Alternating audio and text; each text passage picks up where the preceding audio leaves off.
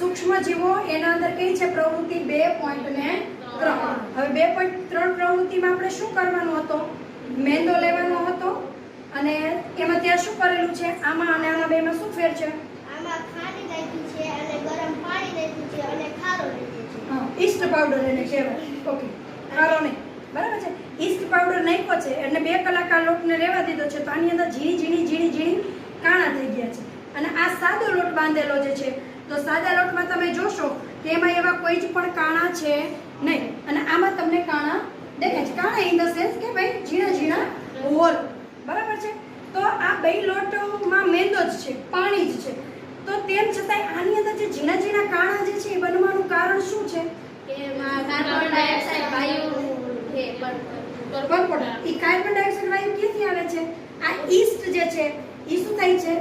ઝડપી એનું પ્રજનન થાય છે ઈસ્ટનું.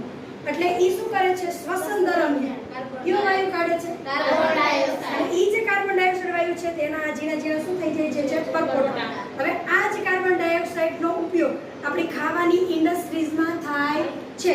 જેમ કે કેક બનાવવામાં, બ્રેડ બનાવવામાં, પેસ્ટ્રીઝ બનાવવામાં. સમજાય છે વાતને? તો બેનો મતલબ ખબર પડી.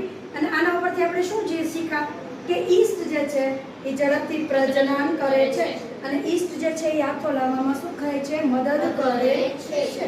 Okay, very good. તમે સરસ પ્રવૃત્તિ કરી નહીં. ગુડ.